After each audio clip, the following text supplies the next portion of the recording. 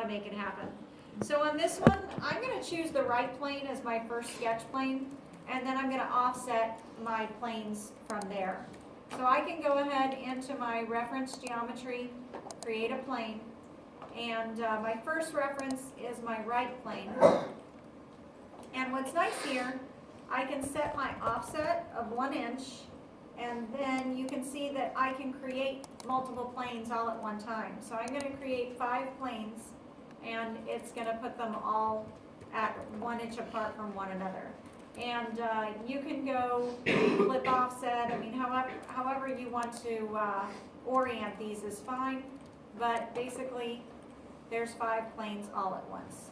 So I've got my right plane, 5 additional planes to create my 6 sketches. Okay, does that make sense? Okay, so I'm going to sketch my first sketch on the right plane. It looks like it's just a square with rounded corners. So I don't think I have a square with rounded corners, but I can certainly round the corners. I'm going to do a center rectangle. All of these are centered on the origin. For something like this to work, it doesn't have to be, but just for the purposes of this assignment, it's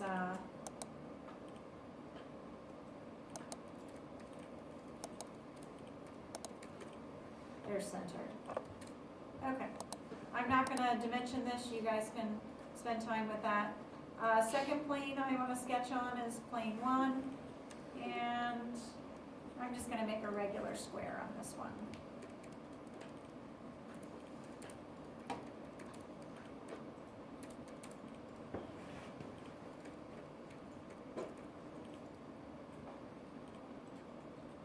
Okay, third sketch is on plane 2.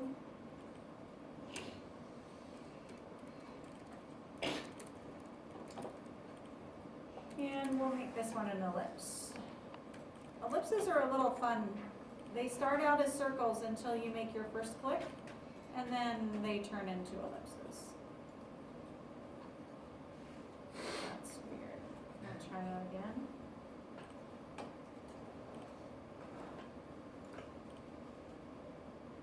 There we go. And let's just go with our next plane, and we'll put a circle there. And remember, you can sketch off normal. I just don't like to. Okay, so I've got different sketches there, and now I can create a loft feature. Okay, so we've got lofted boss base.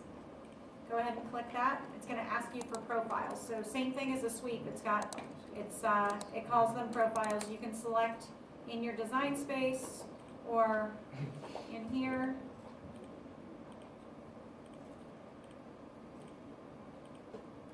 Okay. You can do guide curves. We're not going to talk about guide curves, but just know you could create another sketch in here to make sort of the transition between cross sections follow a certain path.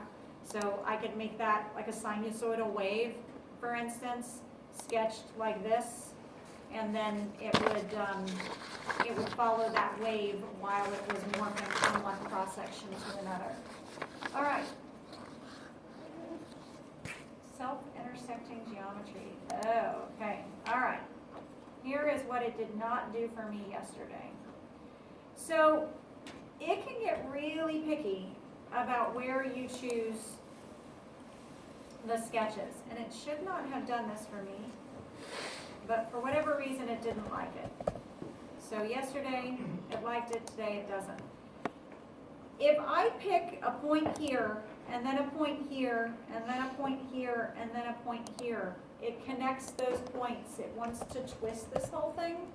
So in order to get it to basically sweep or loft straight, you have to pick, it's taking this and saying, okay, this is effectively 4 points. So it's connecting the 4 points here to 4 points here. It's making 4 points here, 4 points there. So you have to pick in the relatively same location for it to be happy about how it wants to connect these.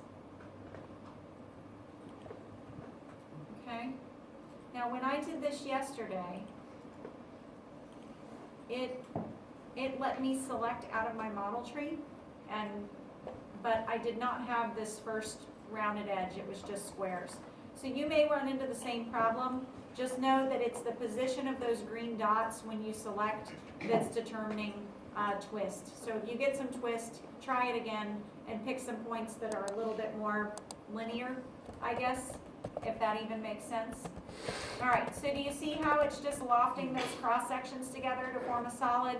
And then you've got a shell option on this one as well. Greater than the median. Okay, let's see. Don't crash.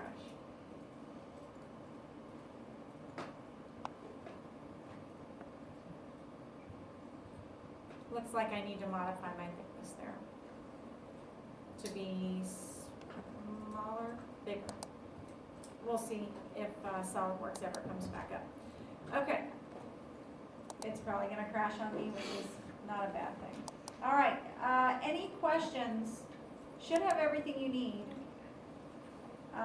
Any questions on those? Oh, wow. Aluminum. Okay. That's some fun stuff right there. I didn't even know it could do something like that. This is actually kind of stuff you end up running into when you don't fully define sketches, by the way. You try to do features and we'll twist things around in funny ways.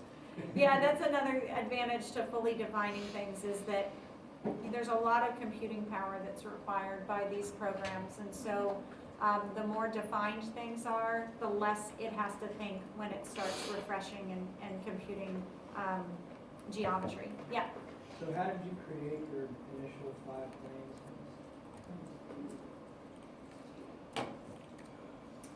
So the 5 planes are just reference geometry, features, plane, and then all I did was offset them from the right plane.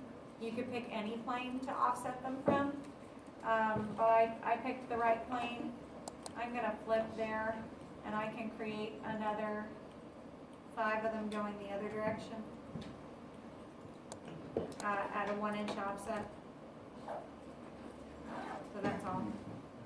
Okay, any other questions? All right, great. Well, Daniel's here. If you guys have any questions, you can certainly ask him. I'm gonna pop out for a little bit before next lecture.